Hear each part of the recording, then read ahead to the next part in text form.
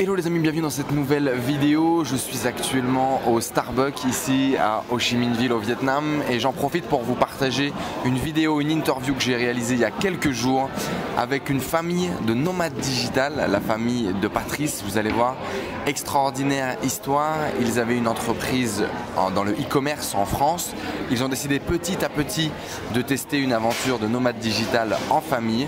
Aujourd'hui, leur entreprise a fait faillite et puis ils ont continué de vouloir voyager, de vouloir vivre cette vie de nomade digital en famille. Ils ont également un enfant, vous allez le voir, il avait 13 ans quand ils ont commencé à voyager. Une histoire extraordinaire, j'imagine qu'elle va vous inspirer aussi bien si vous voulez vous lancer dans le business sur internet que potentiellement de tester une aventure nomade digital.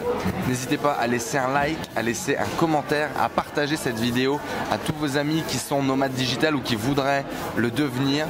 C'est un vrai mouvement, les entrepreneurs 2.0 se développent de plus en plus. Et ces histoires de nomadisme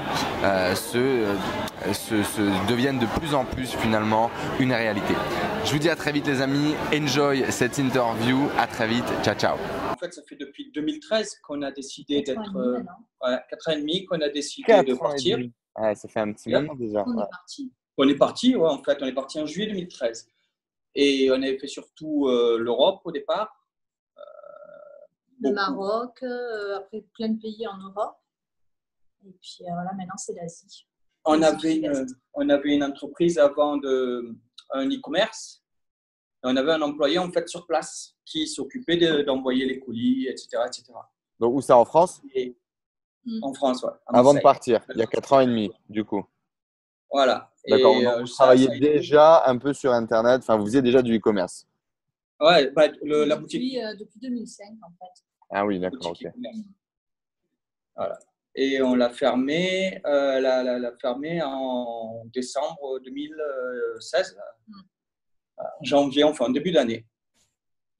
Donc on a fait une liquidation et voilà en fait. On se posait plein de questions parce que savoir comment on allait continuer, etc., etc. Est-ce qu'on allait rentrer dans le rang? Est-ce qu'on allait… Et on s'est dit que non.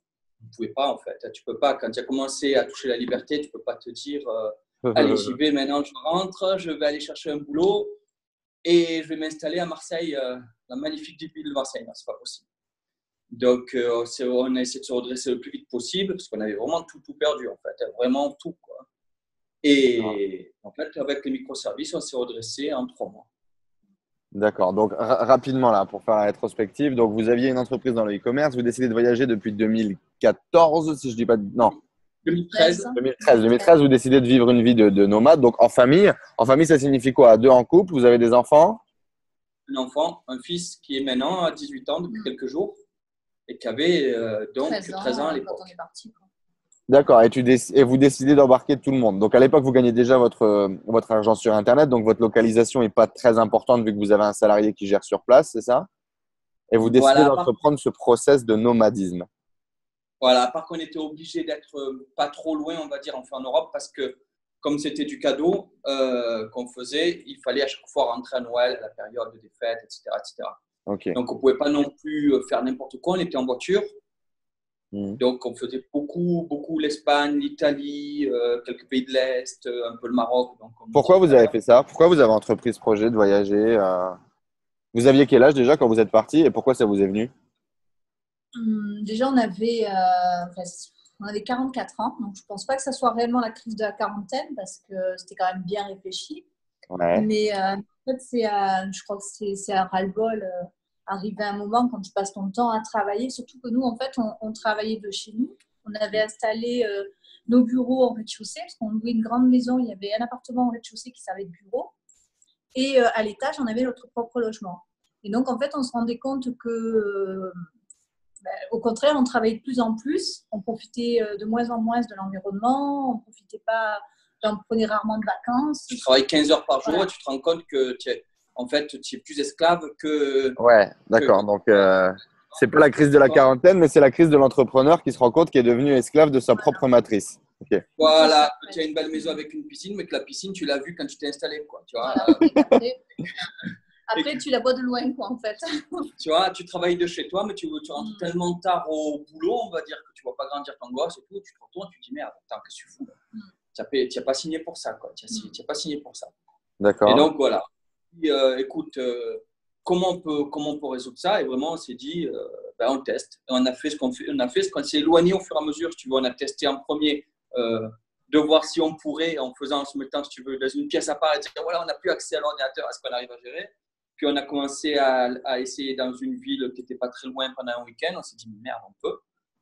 Et après, on est parti, on a fait 3 mois, je crois, en France, 3 ou 4 mois en France, en s'éloignant au fur et à mesure et en testant de plus en plus. Voilà. Et au moins, on pouvait identifier s'il y avait des problèmes.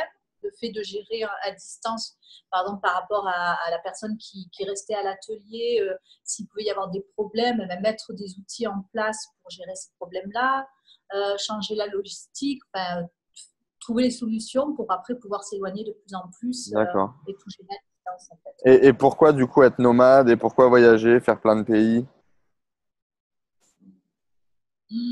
Parce qu'on s'est rendu compte que c'était possible, qu'il y en avait d'autres failles. Bon, en France, quand on s'est lancé, nous, il n'y avait personne à l'époque qui le faisait encore. Mais on avait lu les témoignages aux États-Unis, ça se faisait. Et donc, on s'est rendu compte que c'était possible, qu'on pouvait voyager et en même temps travailler à distance. Et puis, justement, en le faisant tout d'abord en France, donc s'il y avait des soucis, c'était pas grave, voilà, on a arrêté. Pareil pour le monde, c'était pas bien loin. Si au final, on se rendait compte que ça ne convenait pas ou que c'était difficile à gérer, voilà, on revenait en arrière. On aurait essayé et ça marche pas. Et puis, tu as l'avantage quand tu es en nomade comme ça, c'est que même si tu bosses pendant la semaine, tu as tout le temps des trucs, tu vois, tu as ce truc de dire, voilà, j'ai tant de temps, je dois profiter. Tu sais, quand tu es installé dans ton chez-toi, dans ton quotidien, que tu es entrepreneur chez toi, tu te dis toujours plus tard. Mais là, j'ai trop de boulot, on verra plus tard. Tu vois ce que je veux dire? Tu es vraiment pris dans ce truc de dire et tu te rends compte, putain, merde, c'est quand la dernière fois qu'on a pris des vacances? 4 ans. Ah ouais, plus tard, on va en prendre. Parce que là, quand tu es nomade, tu n'as pas le choix, tu es là et tu dois en profiter. Et donc, tu te mets, tu sais, tu arrives toujours à faire des contraintes. C'est justement la loi de Pareto, Parkinson, tout ce que tu veux. En réalité, c'est dans ton cerveau que ça se passe. Si tu te dis, j'ai pas le temps, j'ai trop de travail, tu auras tout le temps trop de travail. Et du coup, avec cette mentalité nomade, forcément, tu te mettais comme contrainte de profiter de la vie, ça faisait partie comme ton boulot, tu vois. Exactement, ouais.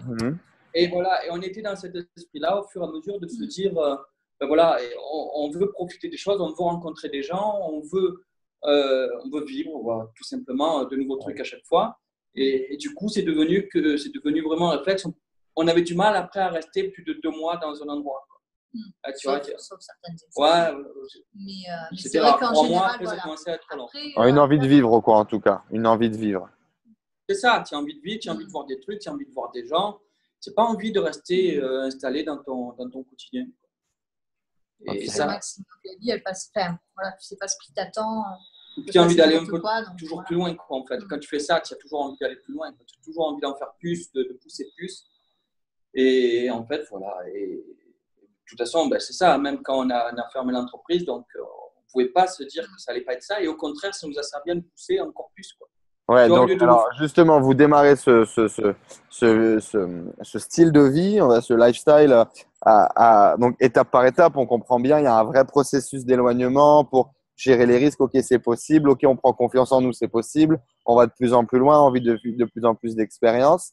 Et à un moment donné, ça se casse la gueule. Votre business ne fonctionne plus et vous devez liquider la boîte. On doit liquider la boîte, tu as un gamin, tu te retrouves que tu te dis, voilà, le loyer Airbnb, il est payé pendant 2 mois, 3 mois, on avait pour 3 mois. Après, on n'a plus de logement, on n'a plus de voiture parce qu'elle était à la boîte, tu n'as plus de compte, tu n'as plus rien. Et en tant qu'entrepreneur, tu n'as droit à rien, donc du coup, on n'avait plus un rond. Plus un rond, et puis voilà, on était, voilà, tu te dis, qu'est-ce qu'on fait? Tu commences à te dire, au départ, tu penses comme un bonnet en te disant, c'est mort, qu'est-ce que tu veux faire? Et puis, c'est comme je disais dans la vidéo, un soir, justement, vraiment, on n'était pas parce qu'on disait, comment on va faire? On a une solution, etc. Il y a mon fils qui est venu me voir, qui m'a dit, c'était quoi déjà que tu m'avais dit que ne te trouve pas, il m'avait dit, ne te trouve pas d'excuses, trouve une solution. Parce que c'était une phrase que je lui avais dite une fois, quand on parlait par rapport à un problème qu'il avait. L'éducation, ça va dans les deux sens. Hein. C'est beau, ça. Hein. Voilà. Il m'avait retourné ça dans la gueule en me disant ne te trouve pas d'excuses, tu dois trouver une solution parce que je disais, je faisais la gueule. Et, voilà. Et là, on s'est dit c'est fini, c'est bon, on va trouver une solution. On s'est mis sur les iPads, on a tapé tout ce qu'on pouvait faire, tout ce qu'on savait faire. Tu te rends compte qu'en réalité, tu sais en faire. Il faut arrêter de délirer, il faut arrêter de croire qu'il n'y a pas de solution. Et on s'est dit, voilà, on va s'attaquer à mettre en place le plus vite possible ce qu'on sait faire. Des revenus. Donc, il fallait trouver des revenus que vous pouviez générer à distance. C'est ça? C'est ça. D'accord. Vous pouvez générer à distance et qui pouvait se faire du jour au lendemain facilement.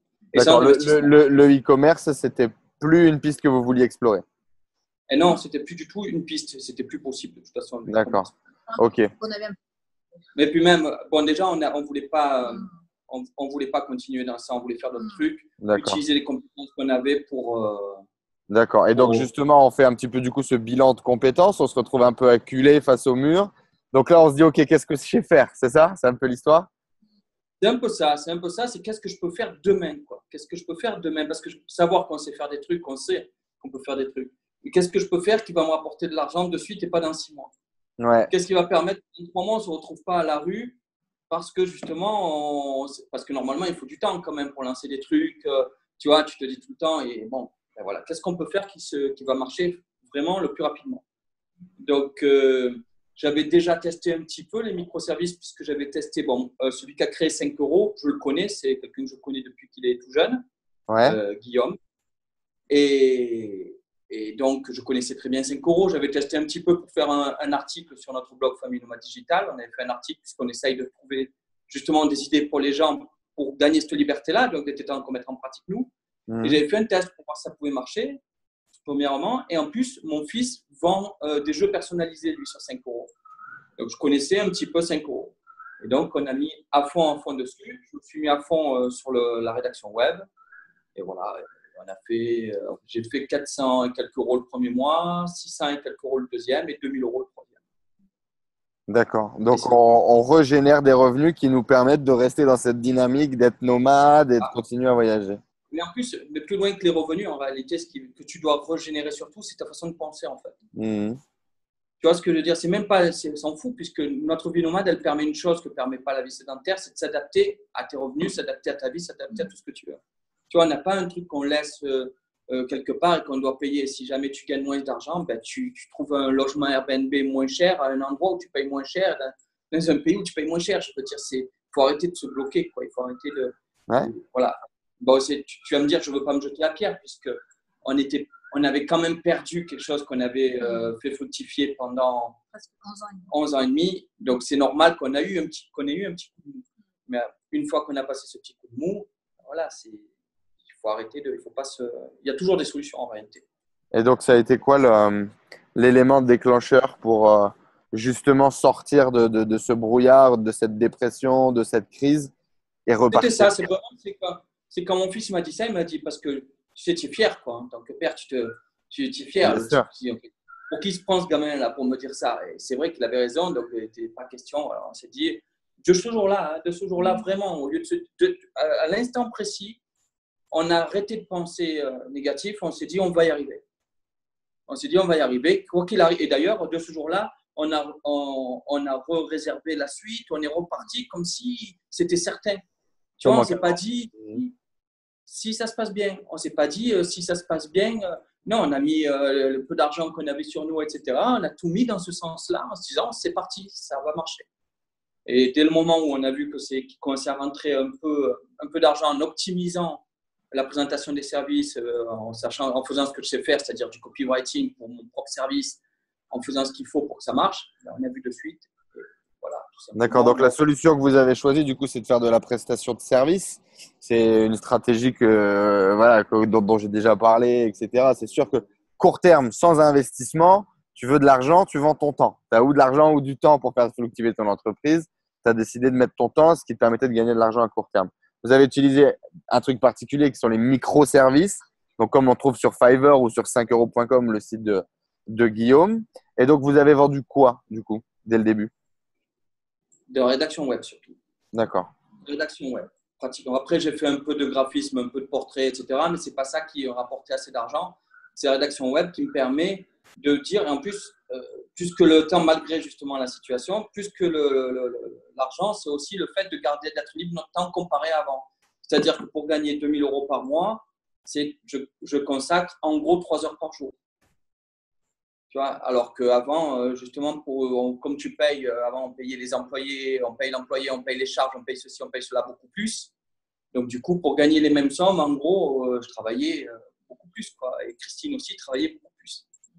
Donc il y a ça aussi, il y a le fait de ça. Et avec la rédaction web, j'ai pu justement équilibrer ça. Et voilà.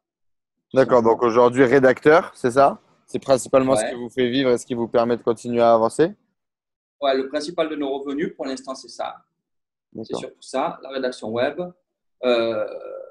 Voilà. Après, on s'est remis à fond, justement, du coup, qu'on a plus de temps libre maintenant, ben, on s'est mis à fond au niveau du blog aussi, Famille Nomade Digital, où vraiment, on est à fond sur relancer justement tout ça, relancer le truc, de professionnaliser un petit peu, et puis même, c'est de se remettre parce qu'on n'avait plus le temps de vraiment conseiller les gens, de suivre notre communauté, etc. On avait perdu un peu ça. Et de cette situation, on en a fait une force. Et donc, du coup, on se relance à fond aussi dans le blog.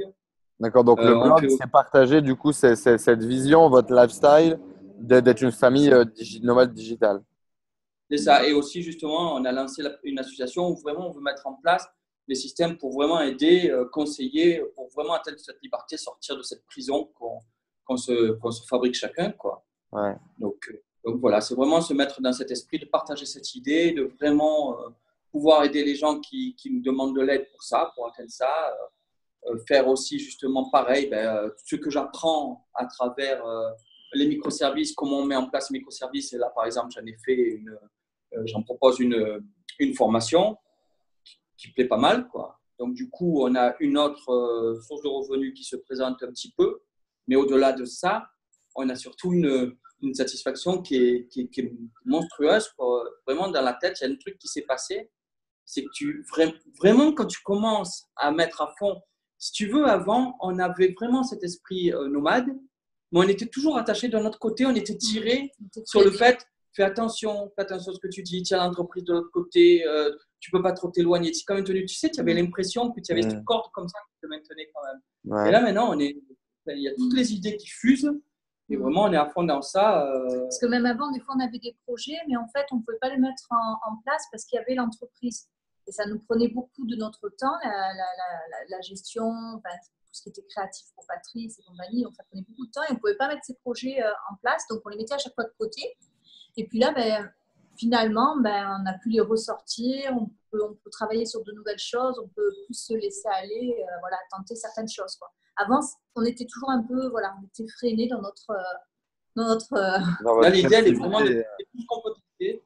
On va tester différentes choses aussi qui sont dans notre esprit, qui sont dans l'esprit justement que on est des gens d'un certain âge qui avons quand même une certaine compétence derrière nous. On veut tester les trucs et pouvoir après justement les retranscrire sur le blog pour pouvoir partager les trucs. Pouvoir le partager avec vraiment des trucs, des trucs vrais, quoi, des trucs que tu testes, que tu as mis la main dedans et tu vois oui, si ça marche ou ça marche pas.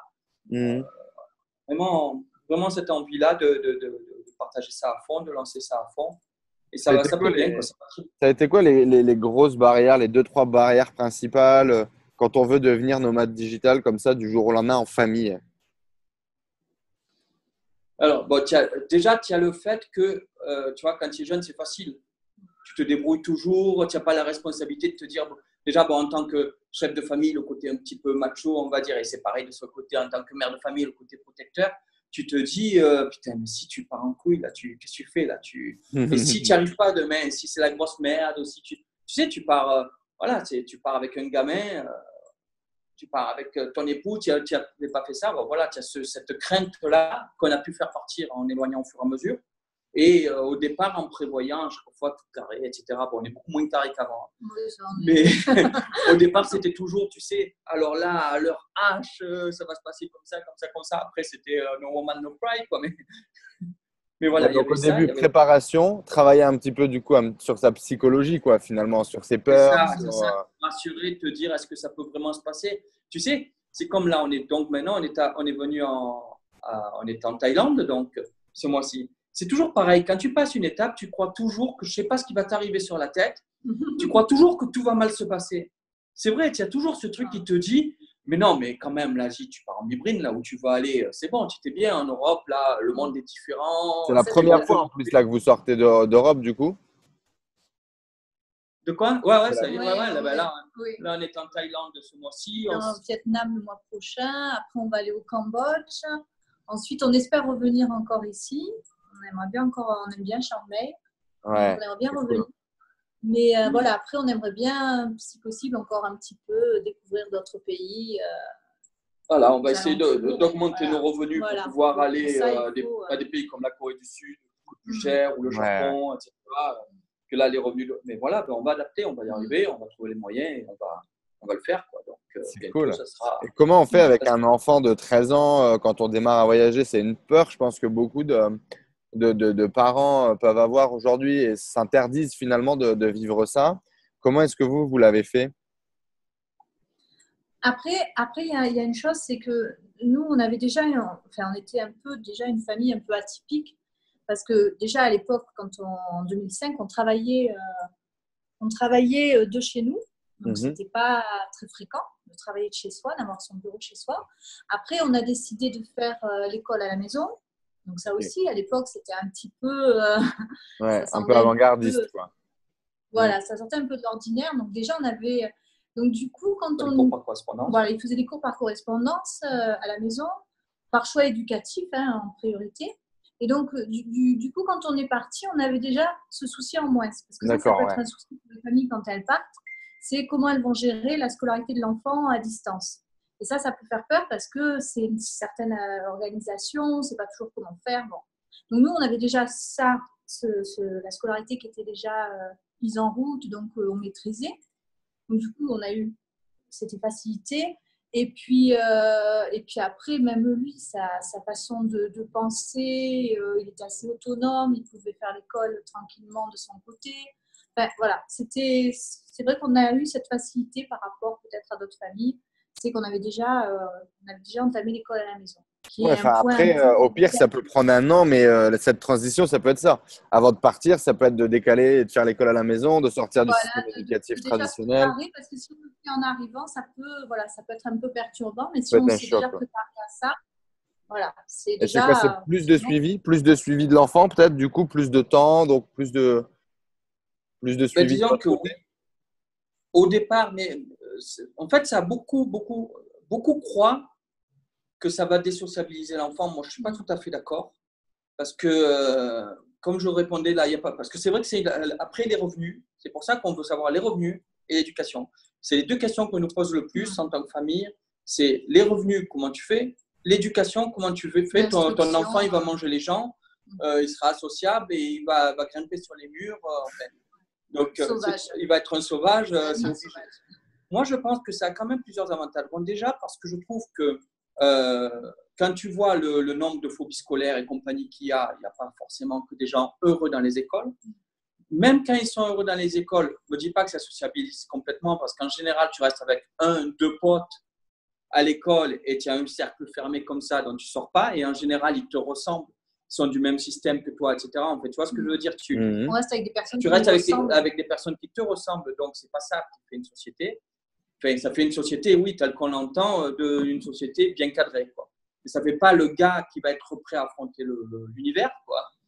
Et je trouve que justement, d'avoir ce système de vie, ce que ça apporte comme avantage, déjà, c'est que, bon, déjà en anglais, il est super bon. Il est obligé, en fait, il faut le pousser. Hein. Il a rencontré certainement beaucoup plus de monde, surtout beaucoup plus d'adultes, etc., qu'un gamin normal, puisque voilà, il est obligé d'aller se débrouiller, d'aller poser des questions, d'aller faire des trucs en tant que gamin avec des pays étrangers. Il a eu beaucoup plus de contacts que quand on était sédentaire. Mhm. Et ça lui apprend aussi à à s'autodiscipliner, à se réguler lui-même. Bien Et donc, sûr. comme nous, on a l'esprit entrepreneur, tu vois, tu as un gamin qui a l'esprit entrepreneur, du coup, ben d'ailleurs, il a arrêté l'école. On lui a accepté qu'il arrête l'école avant le bac. Il avait de très bons résultats. Et il a arrêté quand même, en fait, parce qu'il voulait développer ses projets, tout simplement. Et il avait des bons résultats, ouais, il n'est pas allé au bout. Il n'est pas allé au bout parce que en fait, donc, il avait 16-17 de moyenne quand même, donc ça se passait bien. Mais dans les derniers mois, dans les 6 derniers mois à peu près, il cumulait son travail le matin de l'école, l'après-midi avec ses projets, plus ses autres apprentissages, puisqu'il apprenait des langues, il apprenait le dessin, il faisait une MBA. Non, il ne faisait pas encore la MBA en ligne, c'est après qu'il l'a fait. Enfin, il apprenait plusieurs choses en même temps, la programmation, etc. Et il est venu nous voir en disant que justement, voilà, il estime que le bac, ça ne va rien lui apprendre, rien lui apporter, que justement, il pourrait, au lieu de, pour l'instant, il vivait à nos crochets.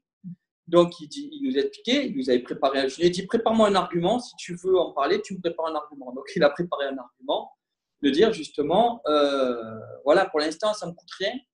Je peux investir dans mes projets professionnels, tandis que si justement j'attends plus tard, ben, je serai pris par la vie et j'aurai plus de difficultés que maintenant. Et donc, il a demandé, il a dit, on me donne un an, je travaille sur mes projets professionnels. Si dans un an, mes projets professionnels, il n'y a rien qui voit le jour, ben, je serai toujours à temps de reprendre les études ou de passer le bac si j'en ai besoin en candidat libre. Voilà. Et donc, voilà. Ben, donc, on a aujourd'hui, il a 18 ans.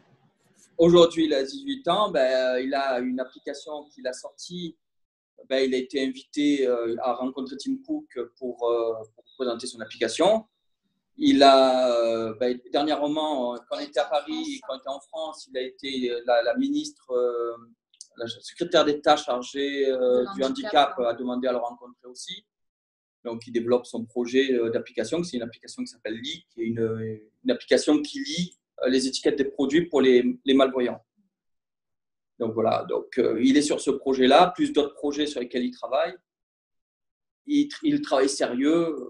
Voilà, ça n'ose bien pour lui. Quoi. Donc, il est vite rentré finalement dans un peu de la self-education où il a commencé à se former par lui-même en allant chercher des contenus sur Internet, en lisant des bouquins.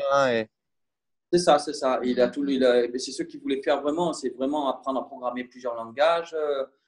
Comme je disais, il a fait une MBA en ligne pour apprendre comment gérer une entreprise. Il apprend tout le temps. Il continue à apprendre tout le temps. Il réserve une partie de son temps à un projet, une partie de son temps à l'autre, une partie de son temps à apprendre. Donc, voilà. Donc, je pense que ça, tu vois, c'est pas le genre de mentalité que tu apprends facilement quand tu es dans un processus classique, je trouve. Non, c'est sûr. Ça, c'est sûr. Ça, c'est sûr. Ok, c'est intéressant. C'est très, très intéressant. Et du coup, aujourd'hui, lui, c'est quoi ses envies, justement? Est-ce qu'il a envie de continuer à voyager avec vous? Est-ce qu'il a envie à son tour de générer des revenus et de voyager par lui-même? C'est quoi ses plans sur la comète par rapport à ça maintenant qu'il vient d'avoir 18 ans et qu'il a découvert tout cet univers-là avec vous? Ben, ses plans, pour l'instant, c'est encore quelques années avec nous, pour l'instant, à première vue. Et après, c'est jusqu'à ce qu'il ait assez de revenus pour nous lâcher. et après, aux dernières nouvelles, après ça peut changer, mais après, c'est ça. Il veut continuer à voyager. On en parlait il n'y a pas longtemps d'ailleurs pour l'interview que je lui ai faite. Et son plan, c'est voyager encore quelques années, certainement, et peut-être plus tard, essayer d'avoir des pieds à terre à 2-3 endroits. Ouais, donc en fait, c'est un gamin normal, quoi. Finalement, reste avec ses parents jusqu'à 24 ans, tout va bien dans le meilleur des mondes, il met de l'argent de côté, il crée ses expériences. 24 ans, je ne sais pas, peut-être. Peut-être, en tout cas, il n'est pas pressé. Non, mais façon de parler, tu vois ce que je veux dire. Ouais, bien sûr. Ah oui, c'est un gamin normal. Voilà. À part qu'il voyage et à part qu'il travaille de son côté quoi, sur ces trucs, bien sûr, c'est un gamin normal. Et à part que forcément, il mange les gens parce qu'il est sauvage. Ouais. Mais ça, justement, par rapport à ça, comment vous faites? Est-ce que vous avez quand même réussi à avoir des groupes d'amis qui sont eux aussi nomades, à garder des contacts avec des amis à vous que vous aviez en France? Est-ce que vous allez souvent à des événements dans les pays où vous allez? Comment vous faites pour socialiser et pas rester un peu dans votre grotte finalement en tant que famille qui voyage? En France, quand on y va, oui, on a encore, en général, on va dans notre région où on a nos amis, nos proches. Sinon, après, on a rencontré des familles, enfin, on a rencontré deux familles, on a rencontré des familles qui vivent comme ça, qui sont nomades, avec qui on a créé des liens. Ensuite, on s'est créé une famille en Espagne. En fait, à la base, c'était une personne qui nous louait son logement via Airbnb. Et puis, ça a de suite accroché, on a sympathisé. Et maintenant, c'est nos cousins d'Espagne, en fait. Donc, on y va tous les ans, on va là-bas à peu près 2-3 mois. Et voilà, c'est tous les ans, non. Tous les ans, non. Depuis 2015, depuis 2014, pratiquement. Un sur deux. À part, oui, cette année, on est allé aussi. Hein. Oui, pratiquement, on va dire. Allez, vous créez des amis un peu partout sur la planète, quoi. Voilà. Disons que c'est ça, c'est que vraiment, il nous arrive très régulièrement d'aller au restaurant avec nos hôtes, par exemple, Airbnb. C'est arrivé plusieurs fois qu'on aille au restaurant ou au moins boire un coup, en tout cas avec nos hôtes Airbnb. Ça se passe souvent bien.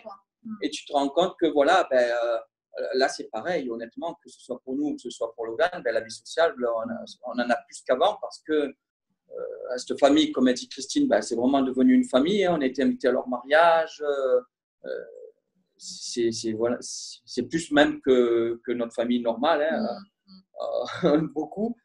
Et donc, cette famille aussi qu'on a rencontrée, qui sont aussi des nomades, on s'est rencontrés en Espagne. Et c'est fou parce que justement, Christine, elle a trouvé les points vraiment identiques avec la mère dans la famille. Moi, avec le père, on est pratiquement sosie. Logan va partir plus jeune que lui. Voilà, ils ont un gamin. Et ça a accroché vachement aussi. Et forcément. donc, tu vois, il y a des liens. Et vraiment, nous, on veut pousser à ça. Ça fait partie de nos trucs. C'est ça aussi, c'est de rencontrer des gens, que ce soit des nomades, que ce soit des locaux. Le but, il est là, quoi, de pas… Je pense aussi, il y a une chose, c'est que quand on arrive dans un pays ou quand on a l'opportunité de parler avec quelqu'un, on va tout faire pour parler avec cette personne parce qu'on va saisir cette opportunité de créer un lien, d'en apprendre plus sur le pays, par exemple, grâce à cette personne, comme on a fait à Athènes avec Ariadne. Voilà, qui est guide à Athènes. Donc, voilà, on va saisir cette opportunité pour créer un lien parce que, voilà, on est en recherche aussi de contact. Quoi, et même, justement, au lieu avant… On a le temps, en fait, on a le temps de sociabiliser aussi. C'est ça, mais voilà. mais tu vois, moi, tu m'aurais connu avant, je ne t'aurais pas contacté. Je veux dire, je n'étais pas sociable. Au contraire, tu vois, au lieu de me rendre sauvage avec Christine, tu m'aurais connu avant. Et moi, je suis très, très, très timide. Tu vois, on était vraiment, tu vois, pas tactile. Tu vois, quand on était en Espagne, que tu rencontres justement les gens qui te prennent dans leurs bras, tu vois, pour nous, c'était qu'est-ce qu'il y a un problème? Qu'est-ce qu'elle veut? Dégage. Tu vois, ça nous a changé. Et vraiment, ça nous a… Tu vois, c'est comme quand tu casses quelque chose. Tu vois, tu casses cette frontière qui fait que tu sors plus de ta zone de confort. C'est bizarre parce que beaucoup croient qu'on devient sauvage quand on va vers les autres. Tu vois ce que je veux dire? Il y en a beaucoup qui pensent ça aussi. Même par exemple en France, tu prends le bus, ça va être très rare d'engager la conversation avec un autre passager. Là, par exemple, ça nous est arrivé que ce soit dans le bus. Oui, voilà, tu vas te mettre à parler avec un passager, vous êtes arrivé en Espagne, tu commences à te parler. Et que tu commences à voir tout le fond du bus qui commence à parler avec toi. Tu vois, je sais pas, j'ai l'impression que c'est un petit peu plus facile pour discuter et pour entrer en contact avec des gens que ça le fait en France, quoi. Et puis pour le coup, en Asie, c'est dingue parce que si tu veux, déjà au milieu des Asiates, tu vas vite voir les étrangers et tout le monde a une histoire ici en fait. Parce que les gens qui sont ici et qui sont pas d'ici, ou même les gens qui sont ici et qui sont d'ici, moi j'ai l'impression depuis que je voyage, si tu veux, que tout le monde a une histoire à te raconter, tout le monde a fait un petit truc un peu cinglé, tout le monde a décidé de faire un pivot de vie, de suivre, je sais pas, de suivre son cœur, de suivre ses passions, peu importe. Et peut-être qu'on a la même chose en France, c'est juste qu'on ne le voyait pas et qu'on n'allait pas le chercher et qu'on n'était pas aussi attentif à ça. Là, on est plus enfermé sur nous-mêmes aussi quand on est en France. Alors qu'ici, si tu veux, tu es complètement ouvert à faire des relations, à discuter avec les gens, à prendre du temps. Et effectivement, je pense que la grosse notion de ça, et tu le disais tout à l'heure, Patrice, c'est que on s'oblige, entre guillemets, à prendre du temps. Et les priorités de vie sont plus les mêmes non plus, quoi. C'est ça, c'est que vraiment, tu te dis pas, c'est comme si tu avais plus… En fait, c'est un peu comme quand comme quand justement tu rencontres des trucs, voilà, qu'on parle que tu as été malade ou ceci, cela, et que tu te rends compte qu'il y a d'autres priorités que ton quotidien qui ne te sert à rien, quoi, et que ça ne sert à rien d'emporter ton truc dans ta tombe. Là, c'est pareil, tu te dis, même la priorité, elle est de vivre le truc, quoi. J'en ai rien à fiche de. Moi, je ne suis pas là pour emmagasiner, tu vois. Avant, je collectionnais, j'avais une collectionnite aiguë de tout ce qui était jeux vidéo. J'avais une salle de jeux vidéo, j'avais toutes les consoles, tous les jeux et compagnie. J'avais le temps pour jouer à un seul jeu. Tu vois, c'était. Maintenant, je m'en fiche d'avoir des trucs et compagnie. Tout ce qui m'importe, c'est de vivre, tu vois. Et donc, cette psychologie minimaliste, justement, qu'est-ce que ça a changé chez vous? Alors, franchement, moi, beaucoup de choses. Beaucoup de Parce, choses. parce qu'effectivement, alors c'est induit, parce que nous, on le vit au quotidien, mais peut-être que pour les gens qui vont regarder ou qui s'interrogent sur ça, quand vous devenez nomade digital, il y a effectivement cette idée de voyager, etc. Mais il y a surtout cette idée, je ne sais pas si vous le vivez comme ça, mais moi, je vis avec un bagage de 13 kilos et ça a changé ma vie sur plein de pôles. Et vous, comment est-ce que vous vivez ça? Est-ce que vous vivez avec justement cette idée de minimalisme, très peu d'affaires et qu'est-ce que ça a déclenché, changé dans votre vie? Mais moi, déjà, bon, il y a Logan, par contre, qui le regrette un petit peu, le minimalisme, puisque lui, il a un peu la collectionnite aussi. Mais donc, s'il n'était pas nomade, on en parlait justement, il aimerait bien collectionner toujours ses figurines, les trucs comme ça. Bref, ou les jeux vidéo, etc. Ouais. Donc, lui, il aimerait bien l'être un peu moins minimaliste. Mais nous, par contre, moi, je crois que j'avais compté, j'ai moins de 30 trucs comme ça. Je n'ai vraiment pas grand-chose, 30 affaires, je crois que j'ai moins de 30 affaires. Non, après, on a beaucoup, c'est au niveau du matériel. Après, c'est au matériel pour c'est travailler. Ce qui prend le plus de place parce qu'on a chacun nos ordinateurs. Et ça, c'est logique, ouais. Et rien que ça pèse. Voilà, c'est vrai que après, on a plus du tout d'affaires. En France, on doit avoir, il doit nous rester 2-3 cartons. On n'a plus rien. Donc, c'est vrai que… Et là où ça pourrait être la fin du monde pour plein de gens, de plus avoir plus rien, comment vous vivez ça et qu'est-ce que vous avez appris de ça?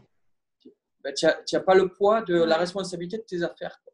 Tu n'as pas le poids de te dire, oh, pourvu qu'ils ne soient pas abîmés, pourvu qu'ils soient cassés, pourvu qu'on ne me le vole pas. Tu vois ce que je veux dire quand c'est pareil pour te donner un autre exemple. Quand on était sédentaire, on avait donc une belle villa. Mais quand on avait déménagé, qu'on habitait à la villa, je regardais la caméra tout le temps. Tu vois, j'avais mis parce que je disais, purée, si quelqu'un rentre et nous vole les trucs et compagnie. Et une fois, donc on était à une autre ville, quoi. Une fois, il y avait la caméra qui ne marchait pas ou un truc comme ça. J'ai pris la route le soir pour aller voir, oh, mon Dieu, qu'est-ce qui se passe? La caméra ne marche pas, machin. Tu vois ce que je veux dire? Du stress. Tu es plus tenu par tes affaires que le contraire, quoi. C'est dingue, ça. Pas les affaires que tu possèdes. Tu vois? Et là, tu as plus ce rapport-là. Alors, c'est sûr que comme quand tu as une voiture, c'est pareil. C'est ça. Tu as peur de la faire voler, tu as peur de la faire abîmer. Tu vois, on avait toujours ça quand on était nomade en voiture. J'avais toujours cette peur, surtout que justement, c'était donc un leasing à la société. Et selon où j'étais garé, j'avais toujours peur, pourvu qu'on ne me la raye pas, qu'on ne me la vole pas, pourvu qu'elle ne soit pas abîmée. Oh là là, la route, elle est petite. Si on me la touche, tout ça, de ne plus avoir de voiture, je suis content maintenant. Tu as plus de soucis du matériel. J'ai plus à me dire pourvu qu'on ne me vole pas la voiture, pourvu qu'on ne me la raye pas, tu vois. Et tout ça, tu as l'impression que tu es de plus en plus libre, que tu t'en détaches parce que tu n'es plus tenu par tout ça. Tu es tenu par le fait de qui tu es, de ce que tu offres à ta femme, ce que tu offres à ton fils, ce que tu t'offres, et chacun ce qu'on fait pour les autres. Et tu as cette liberté-là de te dire, voilà, ben, écoute, je le disais hier, justement, de dire, mais malgré ce qui s'est passé, malgré ce qui s'est passé en début d'année, on est là. Tu vois, tu es là, tu vis des trucs, tu vas manger au restaurant tous les jours parce que ça coûte rien du tout ici. Parce que surtout en Asie, ouais. Tu es là, tu te dis, mais tu te rends compte combien de fois tu serais allé au restaurant si tu étais en France? Alors là, et là, tu n'as plus toutes ces notions-là, tu n'as plus ces freins, tu n'as plus ces trucs. Honnêtement, c'est vraiment une liberté dans la tête qui fait que tout ton esprit est disponible pour deux choses. Profiter de la vie déjà. Et aller toujours plus loin, quoi. Avoir toujours des idées, toujours les trucs, que tu as de la place parce que voilà, ça bouillonne dans ta tête, quoi, quand tu as. Est-ce qu'on est plus heureux comme ça? Ah, franchement. Mine de rien, même si ça a été très dur. En fait, ça a été très dur quand même à vivre parce que c'est pas facile à vivre. La faillite de ton entreprise, quand tu l'as depuis 11 ans et demi, c'est quand même difficile à gérer et à surmonter, quoi. Mais c'est Donc sûr. ça a été. Mais finalement, quelque part, ça nous a aussi enlevé un poids. Parce que c'est vrai qu'on avait toujours le souci de se dire pourvu que ça se passe bien, pourvu que… Voilà. On n'avait jamais vraiment l'esprit tranquille. Parce que c'est difficile quand même d'être entrepreneur. Voilà, il y a toujours… Et puis, tu avais le truc, c'était encore… nos associés, c'était des amis. Nos employés, c'était des amis. Tu vois, tu avais cette pression de te dire, si tu coules, tu vas les planter. Voilà. C'est penser aux autres. Tu vas les planter. Tu peux pas te permettre. Et comme la dernière année a été très difficile, tout le temps, tu dors pas la nuit, quoi. Tout le truc, tu te dis, c'est pas possible. Non seulement on va tout perdre, mais on va planter. Alors qu'en réalité, bon, mais l'employé, voilà, il est couvert, il a le chômage, il retrouvera quelque chose, il n'aura jamais eu du boulot en plus.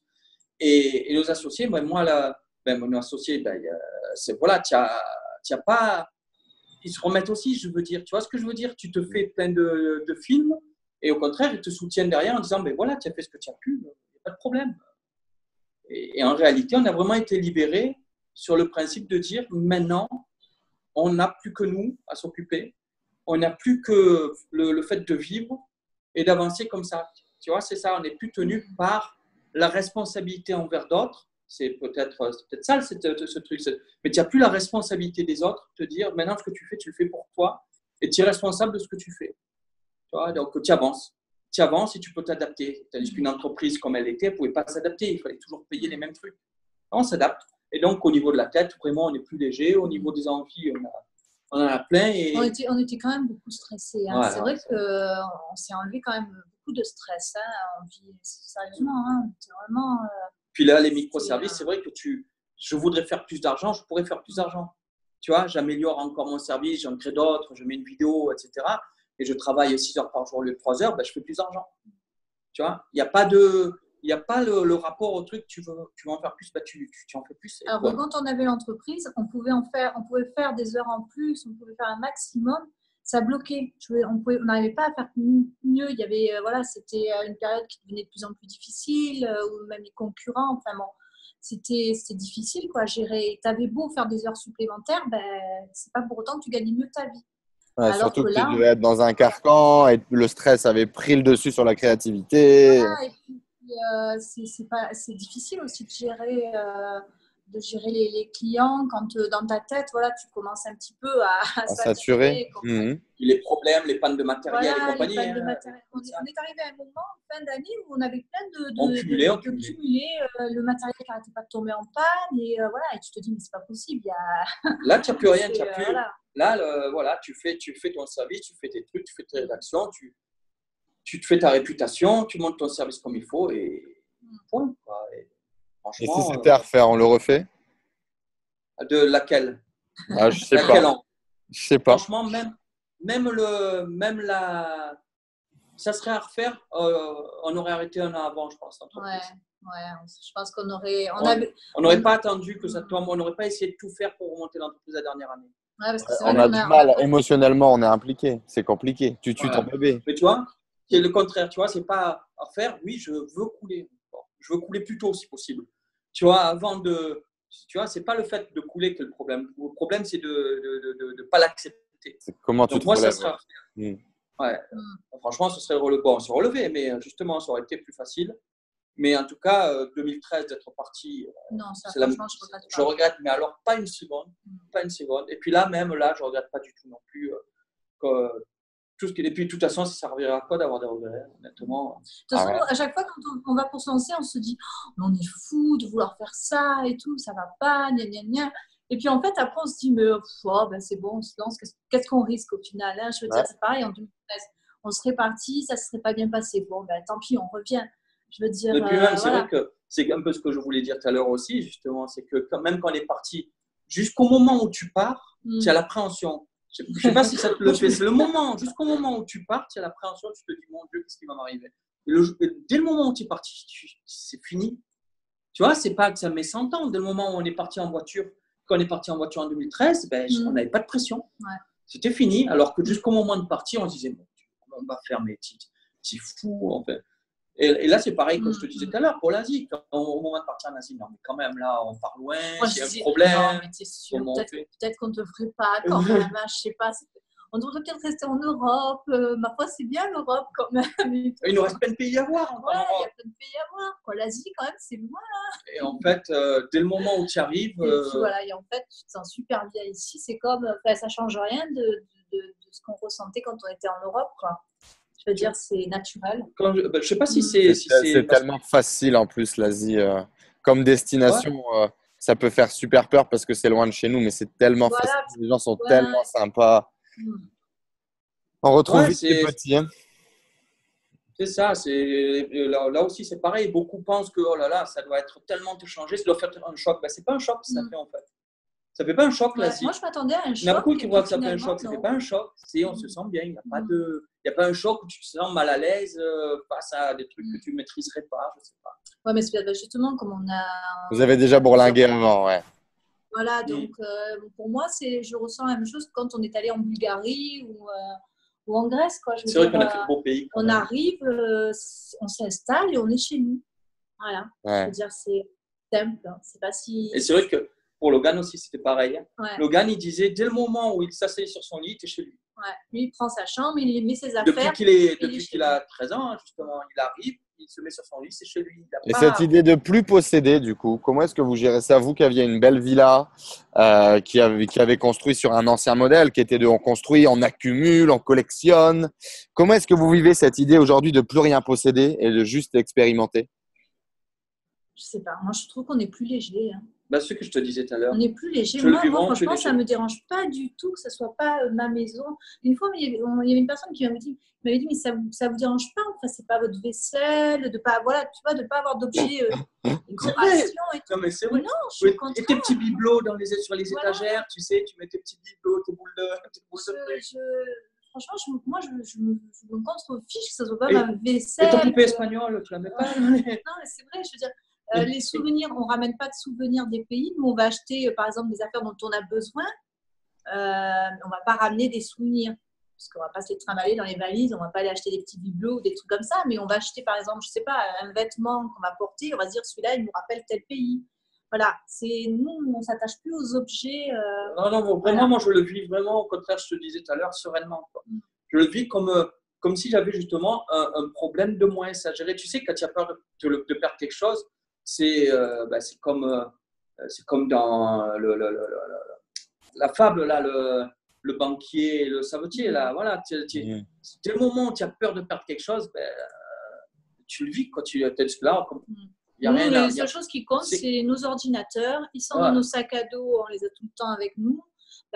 Dans les valises, c'est des vêtements, voilà. Si on perd les valises, tant pis, on achètera des vêtements. C'est pas voilà. La seule chose qui est importante, c'est nos ordinateurs parce que c'est nos outils de travail. Donc, on en a besoin pour travailler. Mais sinon, voilà. Il n'y a que ça qu'on surveille. Il n'y a que ça qui a de l'importance pour nous. Le reste. Et comment est-ce qu'on s'adapte à cette philosophie, cette façon de penser? Vous ne l'aviez pas avant. Vous l'avez fait par étapes, du coup, petit à petit, en quittant progressivement votre foyer, en éloignant la distance. Et comment est-ce que vous conseillez, par exemple, des gens qui vous disent moi, j'aimerais vivre une vie similaire, j'aimerais devenir nomade. Comment est-ce que vous les conseillez à faire ces premiers petits pas? Déjà, le minimalisme, c'est déjà quand tu prends la décision de partir, en général, tu n'as pas le choix, tu es obligé de te débarrasser de tes affaires, les affaires que tu as chez toi, de faire du tri. Donc, c'est à ce moment-là aussi que tu te rends compte des objets qui ont vraiment de l'importance pour toi. Donc, ça peut être des fois difficile parce qu'il peut y avoir une valeur sentimentale avec certains objets. Donc, en fait, le minimalisme, il commence déjà là. Quand tu fais le choix de partir, tu es obligé de te libérer de ces objets-là. Donc, tu vas le faire par étapes, tu vas y aller petit à petit. Nous, c'est vrai qu'au départ, quand on est parti en voiture, la voiture était un peu pleine. Voilà, c'est vrai qu'avec la voiture, on avait elle n'était pas si pleine que ça comparé. Mais c'est vrai qu'au début, Logan, il faisait du baseball. Donc, on avait trimballé ses affaires de baseball et en fait, il s'en est jamais servi. Tu te rends compte que même au fur et à mesure que tu fais ton truc, tu te rends compte déjà que dans une maison, comme une chose, tu utilises en réalité. C'est clair. Tu utilises une maison. Tu te rends compte que tu payes de l'espace pour ranger des cartons. Quoi. Alors que ces cartons, ils ont de la valeur dedans, tu dois payer de l'espace parce qu'il va falloir que tu agrandisses, que tu fasses faire un deuxième garage parce que tu as des cartons à mettre. Ouais. C'est stupide en réalité. Et donc, vraiment, les objets, c'est vraiment toi qui appartiens aux objets parce que tu es obligé de travailler pour payer le logement de tes objets que tu entasses dans ton grand appartement. Parce que nous, même au début, quand on est parti, on s'est dit pour les affaires, on s'est dit, on va louer un garde-meuble. Et puis après, on s'est dit, quand même bête d'aller payer un garde-meuble pour garder des cartons, quoi. Je veux dire, on les trie encore, ces cartons. On fait encore du tri et je suis sûre qu'il ne va pas rester grand-chose et on pourra les dispatcher à droite ou à… Voilà, et en fait, c'est son frère qui nous a gardé les 2-3 cartons chez lui, quoi. Donc, on n'allait pas payer un garde-meuble pour 3 cartons, quoi. Mais tu te rends compte que justement, même dans ce qu'on a emmené au fur et à mesure, ça, on le continue à amener. En fait, c'est vrai que je ne me suis pas servi. Pas servi. Ouais, mais Ça, au début, au fur et à mesure des voyages, tu vides. À chaque fois qu'on revenait en France, hop, on faisait encore un tri. On se disait, ça, on ne l'a pas utilisé. De toute façon, c'est ça. Si tu ne l'utilises pas pendant X mois, c'est que tu ne l'utiliseras pas. Pas du tout. Donc, c'est pas la peine de le garder. Même dans un carton, ça ne sert à rien. Donc, à chaque fois qu'on revenait en France, voilà, on s'en débarrassait, on vendait, on donnait. Voilà. On a fait ça à chaque fois. Et maintenant, voilà, là, il y a quoi? Quelques vêtements en France. Des vêtements, voilà, un peu chauds, au cas où. Encore, ils vont disparaître. Mais voilà, quoi, il y a 2-3 cartons, il n'y a plus rien, quoi. Je veux dire, après, quelques petits souvenirs. Voilà, mais c'est… Non, après, voilà, c'est ça. Après, c'est le principe, tu vois, même sans partir en voyage, c'est vrai que le minimalisme, tu te rends compte vraiment que si tu fais le tour dans tes affaires, tu essayes de voir tout ce que tu n'as pas mis depuis X mois. Enfin, tu disais, qu'est-ce qu'on doit conseiller aux gens? C'est ça, c'est regarde ce que tu n'as pas utilisé depuis des mois et qui te prend de la place et vends-le, donne-le, débarrasse-toi des trucs qui t'encombrent. Ça ne sert à rien de faire la poussière dessus. Et puis même des fois, tu as tellement d'affaires que tu es obligé de louer un appartement, un grand appartement. Pour mettre tes affaires. Et en fait, pour mettre tes affaires dedans, alors qu'il suffirait d'enlever certains meubles qui ne te servent à rien pour louer un appartement plus petit. Donc, gagner de l'argent aussi, faire des économies. Mais en fait, des fois, c'est vrai que tu te dis, mais pourquoi tu as autant de meubles? À quoi ils te servent, ces meubles? Après, c'est un état d'esprit, quoi. Est-ce que ça a amélioré votre relation de couple, de vivre avec cet état d'esprit, de vivre dans ces voyages? Est-ce que c'est quand même quelque chose qui te rapproche? Parce que du coup, tu débloques quand même du temps pour aussi profiter de tes proches. Donc, à 40 ans, ça a été le Graal, là, le nombre de couples qui se sont séparés. C'était un couple sur 2, je crois, qui se séparaient. Ou quand tu as le stress avec le boulot, que vous travaillez ensemble, ça doit pas être facile à gérer. Qu'est-ce que ça a changé dans votre relation de couple, ça?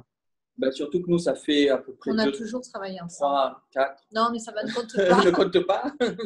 on a toujours travaillé ensemble. Voilà. Non, ça… Non, je pense que si, parce que il y avait des périodes quand même où il y avait plus de tension quand même. Non, c'est vrai que quand on était sédentaire, justement, ça commençait à être difficile parce qu'il y avait des fois où on était poussé un petit peu à bout. Oui, mais c'était le boulot. Ouais, c'était le boulot. Mais c'est vrai que je pense que ça a largement… oui, non. Toi, ça t'a beaucoup changé. Christine, ça l'a beaucoup changé. Ça lui a donné beaucoup de…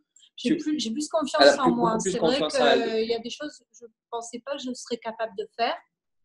Même le fait de gérer le blog ou les réseaux sociaux, il y a 4 ans en arrière, je ne pensais pas que j'en serais capable, ni que ça me plairait spécialement. Je le faisais pour l'entreprise, mais pas par plaisir, enfin pas pour mon plaisir personnel. Puis tu te pousses beaucoup plus, voilà, tu mais fais maintenant, beaucoup plus de choses, tu apprends toujours des trucs. Je me pousse plus. Et pour notre couple, je pense que oui, parce que justement, on est quand même l'esprit plus tranquille, je pense que ça aide quand même. Vous passez du temps ensemble aussi, du coup. J'imagine que vous profitez un peu plus l'un de l'autre hors travail. Non, bien sûr. Disons que maintenant, étant donné que on peut se permettre. Avant, c'est vrai que quand on y regarde, on ne sortait pas tant que ça. On était dans une jolie région et en fait, on ne sortait pas tant que ça. Hein. Il était toujours très occupé. Enfin bon, c'était pénible des fois parce qu'on ne pouvait rien. Voilà, on pouvait rien. Mais toi aussi, tu es pénible. J'en ai marre. Mais maintenant, c'est vrai que même quand on était en Grèce, on s'est fait une croisière dans les îles. C'est des choses qu'on n'aurait pas fait avant. Donc oui, pour notre vie, je peux pas. Je pense que oui. Parce qu'on se dit, avant, le boulot prenait trop part de notre vie, alors que maintenant, on se dit non, maintenant, il faut aussi profiter de la vie. Donc du coup, le boulot, d'accord, mais arrivé un moment, on s'arrête, ou tel jour, on va travailler, on va pas travailler, on va aller se balader, ou voilà. Oui, de toute façon, c'est sûr. Donc, c'est sûr que ça améliore les conditions, les relations du couple. Après, il faut dire que nous, justement, on a toujours été très fusionnels quand même. Et que c'est vrai que certaines témoignent justement que c'est un peu difficile d'être tout le temps ensemble. Il y en a, 24 heures sur 24, ça peut être dur pour certains, ça peut être un peu plus dur parce que justement, tu dois être… Mais après, tu peux aussi faire des trucs seul, etc. Mais aller se balader. Voilà. Voilà, tu es obligé tout le temps d'être ensemble, quoi. Et pour votre vie de famille, votre relation avec votre fils, tu disais tout à l'heure que tu passais pas beaucoup de temps avec ton gamin et que tu accumulais des choses que tu n'utilisais pas. Aujourd'hui, par rapport à l'éducation de votre fils, le temps que vous avez passé avec votre famille et les moments, les souvenirs que vous avez en famille, c'est quoi votre vision de ça aujourd'hui? Je ne supporte plus. D'ailleurs, on le vend. Minimaliste. Pour les pièces, on le vend pour les pièces. On n'en a pas besoin. Ouais, minimaliste. On ne va pas le garder.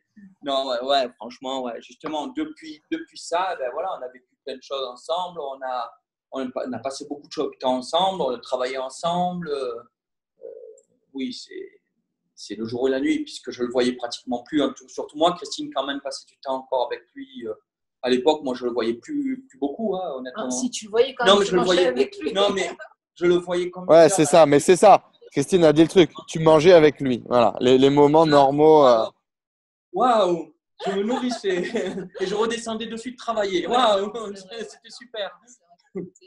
Donc oui, rien à voir, oui, bien sûr. On a vécu plein de trucs ensemble. Bah, de toute façon, chaque fois qu'on fait des sorties, on les fait en famille. Simplement, quoi, oui. On a plein de choses qu'on peut se rappeler, il y a plein de choses qu'on a pu vivre, il y a plein de choses que… Voilà, il y a évidemment ce jour et la nuit pour ça. Ça fait de vous une famille soudée, quoi, aujourd'hui. Je crois. La communication, ça n'a pas été trop dur, justement, quand on vit comme ça 24/24, avec un ado qui grandit, machin, qui des fois on doit avoir envie de dire « Moi, je veux une vie normale comme tout le monde, vous me faites chier les parents avec vos conneries. » Je le bats. Il peut pas. Non, oui, non, ça se passe. Franchement, ça va. Il n'a pas été un ado trop difficile. En fait, c'est vrai qu'on a tendance, quand on sent quelque chose qui ne va pas ou quoi, on discute beaucoup. On a toujours fait ça, en fait, de justement, s'il y a un problème ou quoi que ce soit, d'en parler, d'essayer de trouver une solution. Même on n'a jamais trop imposé, tu vois, même si justement on demandait par exemple de bons résultats, etc. C'était toujours on a essayé toujours d'être dans la discussion et écouter ce qu'il a à dire, écouter ce qu'il y avait, tu vois, comme pour le coup je te disais d'arrêter les études, ou même quand il y avait des problèmes ou qu'il y avait des trucs qu'il voulait soulever, on essaye de pousser à dire, ben, on en discute, quoi. Tiens, et vous étiez déjà comme ça avant ou ça l'a exacerbé? Je dirais qu'on était quand même comme ça. On était déjà quand même. On était quand même comme ça. Étant donné que justement on travaillait ensemble, à chaque fois quand il y avait quelque chose qui n'allait pas, ben, on en parlait. Donc c'est vrai qu'on a toujours été à beaucoup dialoguer en fait pour s'il y avait un problème, quoi que ce soit, crever l'abcès de suite, quoi, en fait. Ouais, ok. Non, c'est vrai que quand il y a quelque chose qui ne va pas, on en discute. Donc c'était déjà le cas. En fait, je pense que pour ça, c'était déjà le cas. Après, pour lui, je ne sais pas si ça a débloqué des trucs ou pas, c'est difficile à dire. Bon, après, il a grandi aussi. Hein. C'est sûr qu'entre entre le départ et maintenant, ouais, c'est clair. Donc, bon. Ok, mais c'est une super histoire. Alors, on peut suivre votre histoire où là? Où est-ce qu'on peut suivre vos aventures? Alors, il y a un blog, donc Famille Nomade Digitale. Ouais, on mettra le lien là, juste en dessous. Voilà. Sinon, après, on est sur les réseaux sociaux, hein, Facebook, Twitter, Instagram, Pinterest.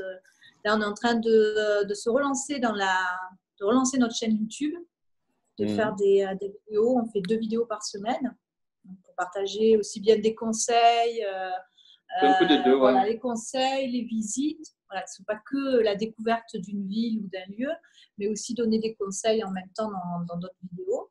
Donc voilà, là on a relancé notre chaîne YouTube en arrivant en Thaïlande. Pour objectif, voilà, le lifestyle nomade de famille, nomade digital, c'est ça? Et pour continuer encore pendant longtemps.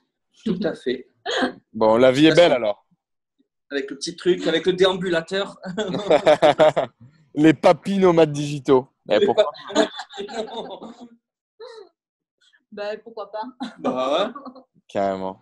En tout cas, merci beaucoup d'avoir partagé, votre histoire. C'est vraiment super intéressant. Je pense qu'il y a énormément de familles qui rêvent aujourd'hui. Enfin, il y a énormément de gens aujourd'hui qui rêvent de ça, qui sont dans un système qu'ils comprennent même plus et qui savent même plus pourquoi est-ce qu'ils bossent tous les jours. Et c'est un beau témoignage en tout cas. Ce qui est super intéressant, c'est que vous avez vécu les hauts comme vécu les bas aussi. Et Et c'est une belle humilité que d'en parler et de le partager avec la sincérité que vous le faites. Et merci pour ça. Je pense que ça peut vraiment inspirer beaucoup de gens. Et voilà, de se retrouver à 40 berges dans la merde, tout perdre et plus rien. Et OK, qu'est-ce qu'on fait, tu vois? Moi, j'espère que mes parents vont regarder cette vidéo et j'espère qu'ils vont laisser un commentaire quand je vais dire cette phrase-là. Mais mes parents, là, ont tout quitté aussi. Ah, ils ont 53 pour le coup. Et ils ont tout quitté. Et là, ils sont dans cette volonté de démarrer une nouvelle vie, si tu veux. Et ouais, c'était peut-être plus facile pour vous parce que vous étiez déjà entrepreneur avant. C'est très compliqué parce qu'ils l'ont jamais été. Ils ont été salariés pendant 25 ans dans la même boîte, au même, tu vois. Et donc, il y a beaucoup de barrières qui font face. Et je pense que ouais, ça peut clairement les inspirer et que ça peut inspirer énormément de gens. Donc, bah, merci beaucoup pour ça. Et longue route à vous, du coup. Ne vous arrêtez jamais, continuez de partager. Et c'est vraiment génial. Et puis, au plaisir de vraiment pouvoir se rencontrer. Merci. Moi, Chiang Mai, c'est pas dans les plans, mais là, je vais à Ho Chi Minh pendant une semaine. Après, je rentre et je vais justement à Koh Samui voir un peu mes parents, faire Nouvel An, Noël. Après, en janvier, je rentre en Thaïlande, je rentre à Bangkok. Peut-être début janvier avant de rentrer en France, parce qu'en France, après, je rentre pour une grosse conférence justement dans le e-commerce fin janvier. Et après, c'est quasiment sûr que je revienne. J'ai décidé, moi, à mon avis, de vers 6 mois, 1 an ici, là. Donc, voilà. D'accord. Tu comptes rester 6 mois, 1 an en Thaïlande ou autour quoi, de la Thaïlande? Principalement la Thaïlande. En fait, sortir un petit peu du mode de nomade, ouais.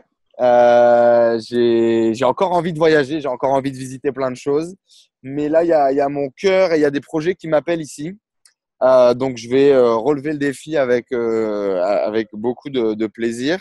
Et l'avantage, bah, c'est quand on est ici, et pour ceux qui ne le savent pas, c'est énorme. C'est que là, j'ai pris un billet d'avion pour Ho Chi Minh Ville, donc le Vietnam, pour une semaine. Ça va me coûter 87 dollars aller-retour, Bangkok, Vietnam. Et sur place, je vais dormir dans un appartement très bien, privé, etc., pour 20 dollars la nuit, quoi.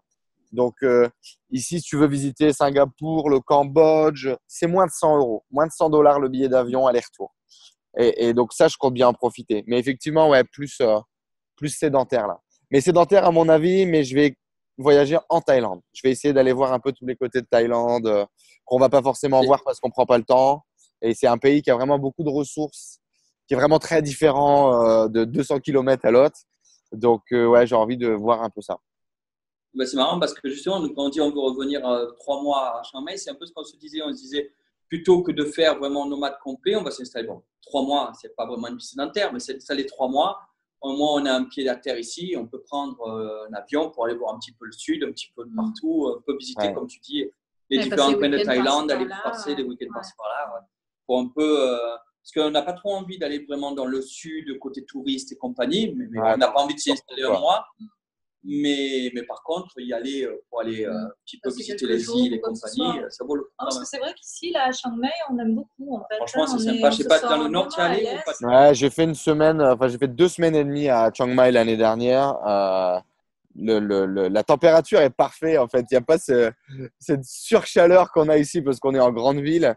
À Chiang Mai, c'est vraiment cool. T'as ce côté un peu campagne, ce côté un peu frais. Ce côté un peu plus rural aussi parfois. Mais tu as quand même un côté vraiment Province, le marché. Ouais. Tu as les gens qui sont vraiment sympathiques, vraiment gentils. Ouais. Tu as ce côté, voilà, tu t'arrêtes, tu manges n'importe où, tu manges. Tu as les gens, et dès qu'ils te voient et que tu hésites un truc, ils viennent te voir pour te dire, pour te renseigner. Mais je sais pas, il y a vraiment une ambiance qui est vraiment sympathique. C'est vraiment agréable. Et donc, ouais, on va faire ça aussi. Et ça, tu le trouveras dans toute la Thaïlande pour le coup. C'est vraiment un pays et une culture de service. Et c'est complètement différent de chez nous, quoi. Donc, ouais. Non, c'est pas bien ce que tu dis. On est serviable aussi en France. On est serviable, mais c'est une mentalité complètement différente et ça fait beaucoup de bien. Enfin, moi, j'apprécie vraiment, vraiment, vraiment beaucoup ce pays et la culture asiatique en général. La religion aussi est très intéressante et leur façon de penser, si tu veux, toujours souriant, un petit peu en mode carpe diem. Ça fait beaucoup de bien, je pense aussi, consciemment ou inconsciemment, à notre état d'esprit, quoi. D'être dans ce bassin-là. Et il faut vraiment que vous rencontriez des entrepreneurs qui sont ici parce que… Il faut qu'on organise là justement avant qu'on parte. Il faut que tu me donnes un coup de main pour me présenter qui sont au moins si tu en as. À Chiang Mai, c'est blindé d'entrepreneurs français. C'est blindé, il y en a plein. Beaucoup dans le e-commerce, mais il y en a beaucoup, beaucoup, beaucoup. C'est vrai que le temps passe vite, là. Il faut qu'on s'en occupe, il faut qu'on le fasse. Ben, ok, mais à la Pour- limite, ouais, ok. Ben, on fait ça avec plaisir. Ouais, ouais.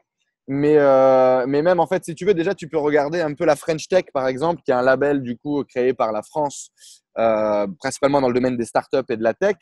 Mais par exemple, moi, ici, j'ai créé tout un réseau autour de la French Tech Thaïlande, qui est du coup ici à Bangkok. Et Oui, j'ai j'ai vu rencontré énormément d'entrepreneurs, si tu veux, français qui sont ici. Et tous te le disent, quoi. Il y a une vibe en Asie qui est extraordinaire. Très peu repartiraient. Très peu repartiraient. Hmm. Et que ça soit Thaïlande ou que ça soit Singapour, la Chine, le Japon, la Corée, le Cambodge, le Vietnam, peu importe, peu importe. Et l'avantage, c'est aussi que c'est un énorme réseau. Là, moi, demain, là, je vais au Vietnam, je vais voir des entrepreneurs français. Je vais au Cambodge. J'ai qu'à demander ici les contacts de la French Tech Cambodge. Et puis, j'ai déjà rencontré d'ailleurs. Et tu y vas et directement, tu rentres dans des écosystèmes comme ça et boum, et toutes les portes, elles s'ouvrent. Et tu as des mini-familles un peu partout, quoi. Et c'est extraordinaire.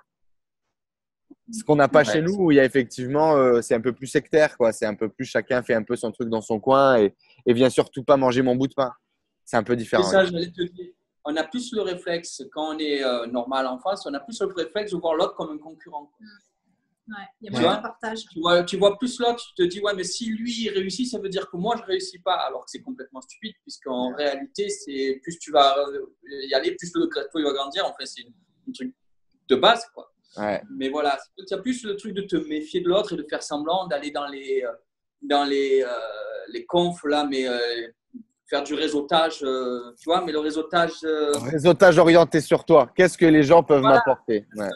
exactement, voilà. Je vais lui donner ma carte de visite pour lui vendre un truc, quoi. Ouais. Alors que en voyage notamment, enfin moi ça s'est vraiment révélé en voyage et, et, et en rencontrant beaucoup d'entrepreneurs et même dans le développement de mon business, parce qu'aujourd'hui mon business est principalement orienté sur l'apport de valeur. Tu t'inverses la question. Qu'est-ce que je peux apporter à l'autre d'abord? Et ça change tout en fait. Mais Et ça aussi change bien, tout et pourtant ça t'apporte à toi. ouais, et ça t'apporte beaucoup C'est ça. plus que si tu avais l'autre approche. J'en suis persuadé. Ah oui, mais ouais, je suis plus que persuadé. J'en suis plus que persuadé. Et en plus, il y a un deuxième point aussi qui fait toute la différence. C'est dans ta tête, tu as envie de toujours savoir plus de trucs, toujours apprendre de l'autre, quoi. Curieux, ouais. C'est vrai, hein. Tu ne penses pas au pognon que ça va te rapporter parce que automatiquement, ce que ça va t'apporter dans ta tête, ça va emporter à tout en général. Tu vois ce que je veux Ouais. dire? En plus, nous, comme justement les besoins sont faibles, tu n'as pas besoin de chercher à tout prix à rentabiliser ce que tu fais. Ta vie n'a pas besoin d'être rentabilisée. C'est de vivre qui compte avant d'être rentable. Et ça fait toute la différence, je trouve. Ça fait vraiment toute la différence Mais ça dans ta change tête. tout. Ça change complètement ton approche au monde, ton approche à C'est l'argent, ton ça, approche à c'est l'expérience. ça. Ouais. C'est ça, quand tu vas dans une truc justement de réseautage, quand c'était en France, tu disais pourvu que je rentre, que ça m'ait rapporté quelque chose, pourvu que j'ai fait le truc, oh putain, j'ai pas fait de touche, tu as eu un appel pour une commande, en fait, c'est le truc. C'était pas du tout le même truc, c'est encore une fois, c'est pas du tout la même logique. Là, tu as envie de vivre des trucs, tu as envie de Ça voir des gens. t'apporte des choses sur le plan personnel. Voilà, tu as envie de partager, tu as envie de donner des trucs, comme tu dis, tu as envie de donner des trucs parce que toi, ça te. Je sais pas, il y a quelque chose qui se passe en toi, quoi. Bien Il y a sûr. des trucs, c'est difficile à expliquer, hein, mais il y a des trucs qui se passent en toi qui font des déclics différents. Tu te sens mieux après le coup. Écoute, je pense que c'est une superbe belle conclusion pour cette vidéo. Je suis tout à fait d'accord avec ce que tu viens de partager. Merci beaucoup en tout cas d'être venu partager Ouais, votre je te histoire. remercie. Je ferai une petite vidéo d'intro et je publierai cette vidéo sur YouTube avec grand plaisir. Écoute, on reste en contact dans tous les cas. Potentiellement, même moi, j'ai besoin de rédaction et de copywriting, donc on en discute également. Et OK pour organiser quelque chose, ou sur Chiang Mai ou ici. Écoute, on se tient au courant, on en discute et on voit ce qu'on peut faire. Ça va. Ok. Avec grand Je te dis à plaisir. bientôt. Merci beaucoup. Ciao. Bonne soirée à vous. Ciao, ciao. À bientôt.